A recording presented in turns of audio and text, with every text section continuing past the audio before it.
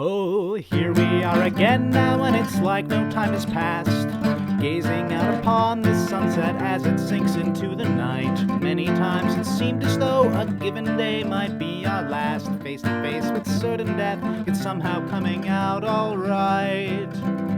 I don't think that we have any cause to lament, but there's quite a lot of thrilling intent, thrilling intent, thrilling intent, thrilling intent.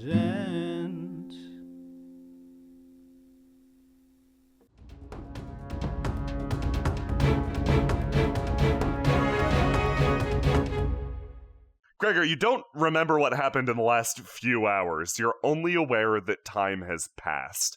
When you come to, your body is covered in nicks and scratches. Like, you've been running through the underbrush. You're absolutely disheveled. And when you come to, you realize you're outside. You're not in the underpoint at all. You've been running for a while. You've been running actually almost nonstop, and your muscles start to scream, and you look down, and this is an odd situation. There's a campfire. You must have lit this campfire yourself. There's nobody else around, and you notice dead center in the campfire. Well, first of all, you notice your proximity to the campfire. You're standing in it, and your hands are clenched around something, slammed down through the center of it, and you pull your digits away one by one as you realize that you have placed an old tattered banner dead center in the campfire, and indeed, you have twisted. Oh, man.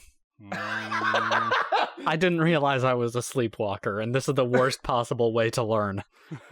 You take a step back as you once again feel that same old sensation of pure and imminent terror, something horrifying bearing down on your position. Yeah, suddenly, directly to the north of you, this very familiar greatsword slams into the dirt with a puff of embers and blast of ash, and just moments after, this figure crashes on top of the sword and basically postures himself like a gargoyle, and he leans in, seeing you. So, you saw it. What did you do to me? I've done nothing, Gregor. Do you mind if I have a seat?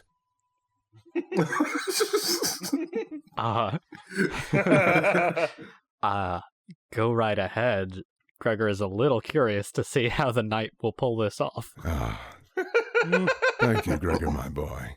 He places the sword down, and then creakily sits himself down and uses the sword as a backrest. It's been a long time since I could take a seat, and even longer since I had company. So, you're curious about what you saw? Yes. I'm curious about so much. Well, Gregor, my boy, you're finally seeing the truth. Now, I played very little part in that, quite frankly. It's just that you and I are similar. How's that? We are connected to this world deeply, and it allows us to see what's hiding. The real monsters. For a while now, I'd get headaches and I'd see weird stuff. But this is not like this. This is much stronger. I never saw whatever was over Fury, and I never could really comprehend things like ashes. I don't even know. Old ones. That's what they're called. Dreadful. They would be. Monsters. They lie low, hidden from many. But you and I have been blessed to see the cursed. And why and how? Why? Well, I must apologize, I have been poking around in that little noggin of yours. And he just lightly taps you on the forehead. No, nothing malicious, just very gently. From all the way over there. He sure can reach you.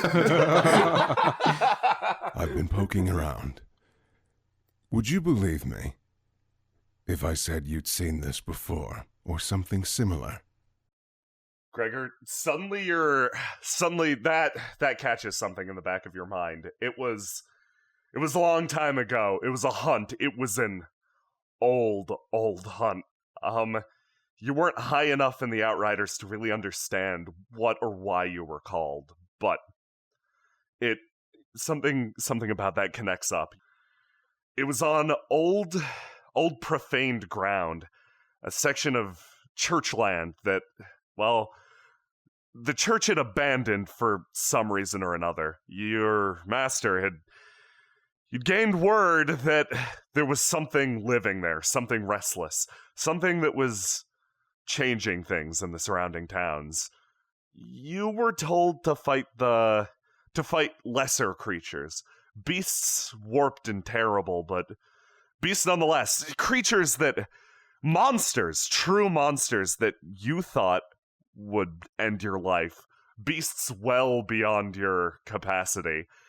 For a moment, you saw something big, what rested beneath that church, slain by the Outrider commanders and your master himself.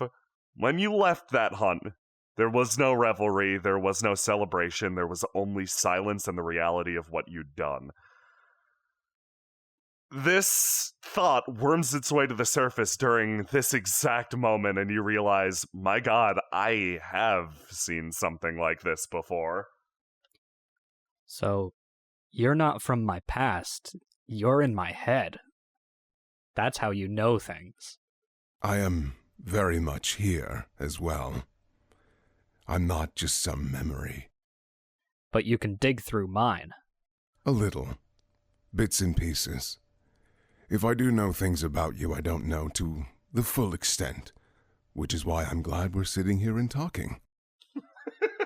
Because I can get the general feelings you experience with individuals, important names, important moments, but I think it's far more interesting to hear the words you would use to describe them. Let's trade some information then. You can feel it smiling, but it's not malicious. It's actually, and you see that the Ashen Knight actually relaxes. You can hear all the metal creaking as he kind of slumps down a bit more. I would like that very much. It's been a long time since I had good company. It's been a long time since I've had company like this. A fellow hunter of monsters. Well, Gregor, my boy, I think it's only fair. I've given you quite the scare a few times. Why don't you ask me something first? Who are you? Who am I? I actually have to think for a moment. It's been so long since I got to introduce myself. I'll tell you who I was. Who I am, you already know. I am the Ashen Knight. I serve humanity. My purpose in this castle is to eradicate all of the monsters that continue to pour out of it. You've seen the atrocities they commit. They need to be put down. Who I was thousands of years ago, though? I was like you. Not an outrider, of course. He leans in. Almost got you. Sure did. I was an adventurer. A happy man, doing what he felt was important for his husband. I went with a crew, an adventuring band, to this castle to see if we could solve the problem. And, well, let's just say, good men can become monsters as well. Do you mind if I ask you something? Go ahead. And I must apologize in advance if it brings up bad memories. Who's Aaron? Oof. I have these visages of a very, very angry woman. And I would be very interested in learning what connection she has to you. Aaron was my best friend from the Outriders, and we grew up together. And she was a better person than she became. She got angry at the end, and I don't really know why, but she was still my friend, and we still trusted each other, and I miss her a lot. Gregor sighs. I understand that feeling. Are you afraid that she may have become the monsters she hunted? No. Never. That is good. I wish I could have said the same. I knew her right until the end. To the end? To the end of all the Outriders. She was tough, and she could be mean, but she was a good person. Just like they all were. Can't you see that in my mind? I can. But as I said before, I can only understand the general feeling. I like to hear the words, because the way someone describes things can be completely different from what they're really feeling. As the conversation goes on, you do feel like you feel you relax more and more around this great night, and like you start to. It's weird as he enunciates his interest and his ability to see other people's emotions. It's almost like you start to feel it a little bit too. Like you can at least more clearly see through his phrasing. It's almost like you're getting vague impressions from him, just the same as he's doing from you. It's weird. It's the more you hang around this person, the more you feel yourself attuning to the way that he sees the world. You feel him tense up almost an instant before you do. Like but it is only an instant before your own senses go off and you feel that same warping, terrifying presence. The Ashen Knight actually almost seems startled for a moment as something enters the clearing. And Gregor, you feel that same sinking sensation in the pit of your stomach, but it quickly relaxes as you recognize two of your friends. The fastest to find Gregor is, of course, the quickest tracker of the group, followed by the quickest traveler of the group. For the first time, Harlock has agreed to submit herself to the trance. She and Astra are holding hands as they enter the clearing, Astra dragging Harlock with. They stumble down, and you see the magic surround Astra dissipate with a new light. You can see the same power that suffuses the other old ones, as they were called, around her, but as before, it doesn't have intellect. It doesn't have will. Everything seems to be stemming from Astra herself. You feel comforted. It's weird. She almost seems to be a testament that people can overcome these things, and you feel oddly justified. It's strange, but that sensation of terror immediately shifts to one of pride. And you get this just from looking at your friend. They stumble into the clearing, and Harlock, you get a look at this situation. I didn't think I'd have to kill Gregor today. The Ashen Knight waves. Astra looks between Harlock and Gregor. What do we do? Hi, you two. He's having a sit. Nobody's ever won a fight from a sit. Ashen Knight pats the ground next to him. Why don't you pop a squat? Everyone, this is the Ashen Knight. Let's just take it easy. Yes, I'd greatly appreciate that. I must admit I'm a little tired from killing. Killing monsters. Mm-hmm. That reminds me. Were the Alman Alarani men safe? They were. They appreciated your protection. Astra's voice kind of trails off. She doesn't know what to make of this person, but you've never seen her exactly shrink from something, but this is the closest she's come. She's still she regains herself and takes a step forward, seeing Harlock close in. That is good to hear. Harlock, wait. I know that things got scary and the knight grabbed you and it was really scary and it was a dream and some terrible things happened in some other rift portal, and this is sounding really bad even as I'm saying it. Mm-hmm. Forget. This is the Ashen Knight. He may not be so bad. Greetings. Does have an awfully calm demeanor. I am amongst friends. Why would I not be? I'm not stupid. I'm not going to attack him. We couldn't win. And it's not my job to kill this thing. That's true. That's right. Your job is to protect her. I am pleased to see that you are both safe. Yeah, for better or for worse. Astra sort of like she crosses her legs and sits down. Wow, I'm really curious. Are you a human? I'd like to think so. I must admit. He looks at his gauntleted hand, and you can tell that even without being able to see his face, there is a bit of a frown. Crowhenge has twisted me, but I am still a man, and I will continue to protect humanity. Harlock actually almost kind of smiles at that. It's weird. You remind me a little bit of myself. I was going to say the same thing. Aw, are we? She looks up at Harlock. Gregor, as usual, you can't get a read on these two. They're just exchanging glances. She turns her head and smiles back at the Ashen Knight. It's weird to see somebody else who I don't know how to put it. It's hard to put into words.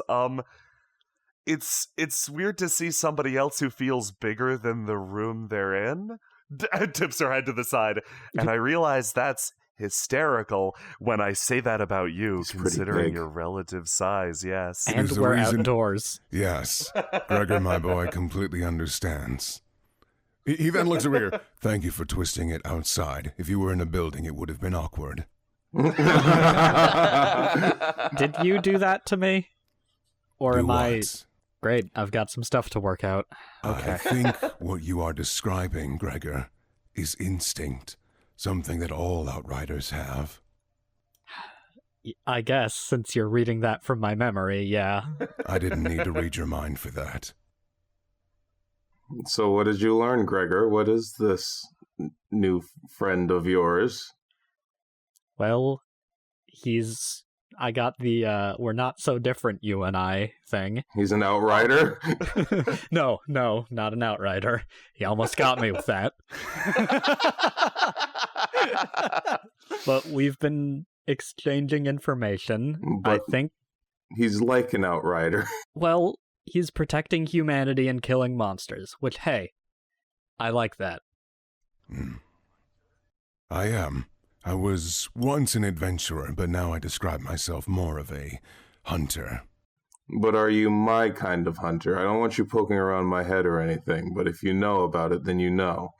The Ashen Knight kind of cups his chin and scratches it a couple times. You see ash being scraped off as he does so. Oh, it's an actual organization now. My apologies, I did not fully understand.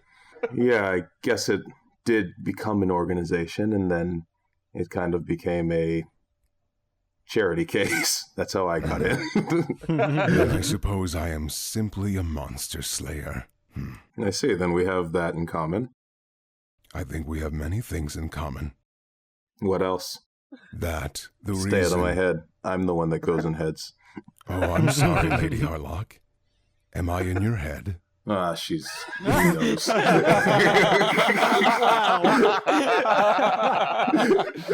he leans in real close just so Harlock can only hear. I think I know precisely why you only saved Astra. It's not because of a job. It's because you were saving yourself. Do you want to know why I think that? Go on. You have experienced loss before, and this is one who makes your dead heart pitter-patter once again, and you do not want to lose that. I am not mocking you, Lady Harlock, merely an observation, for I too have done things I regret, or pick favorites, as it were, for someone that I love. I just want you to understand that it's okay to do something because you care, not because it's a job.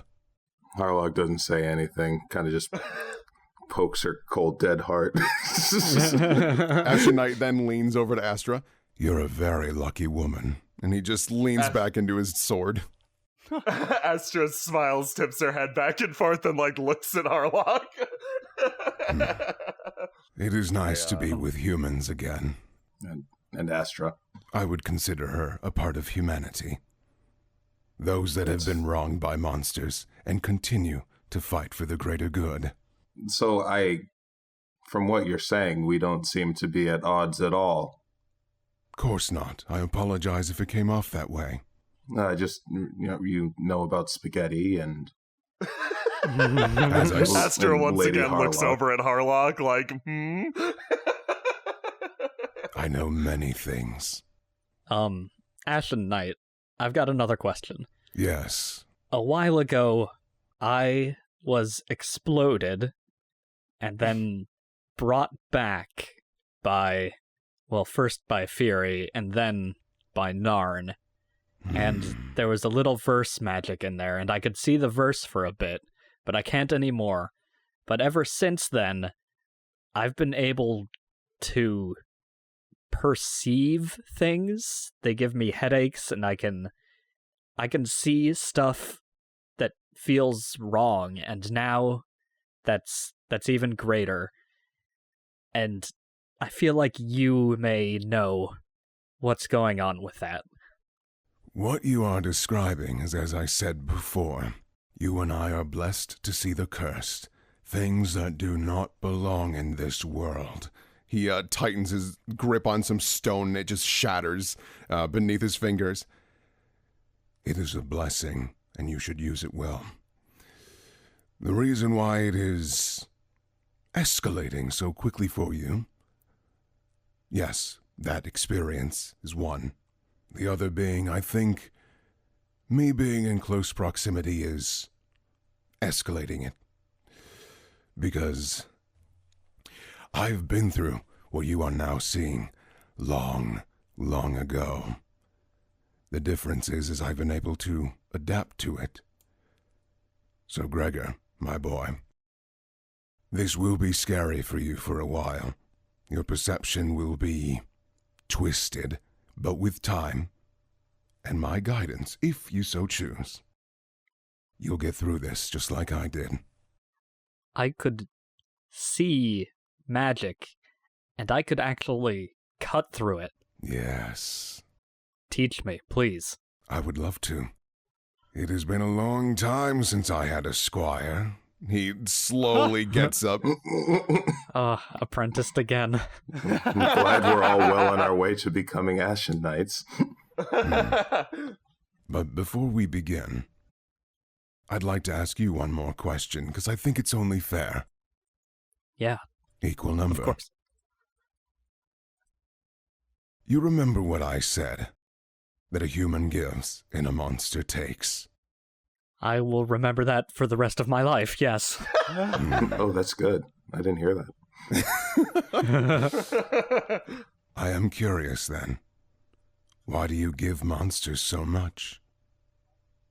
There are two in particular, and now that I'm sitting with you, three that stand out to me. That you continue to give everything, and all they do is take. Monsters will only ever take, Gregor, my boy. Consider this. Of the three of you, when you met Charoth, who suggested taking in the god of death into your home? The monsters. When presented a flower that could save the lives of many humans, who sought to take it for the spirits? The monsters. So why, Gregor, my boy, do you continue to give to these monsters when all they know is how to take?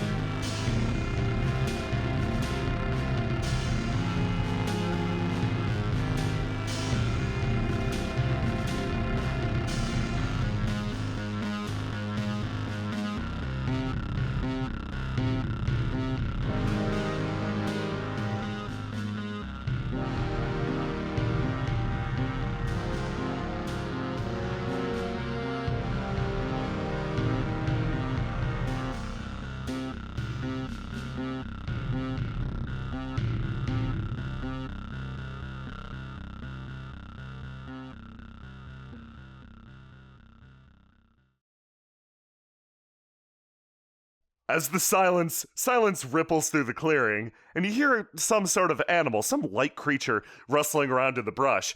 It's sort of like negotiating its way through. But then you recognize the damn it, that you would recognize anywhere, and as if on perfect cue, someone rolls into the clearing. Ow, fuck. Okay. Ooh, hey. There you are. Hey guys, what's happening? Awfully quiet here, isn't it? Is everything, like, okay?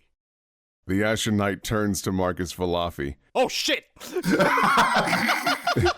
Marcus Okay, I'll distract him. You guys run! Marcus leaps through the fire straight at the Ashen Knight. He catches you mid-flight and gets in real close. Girl.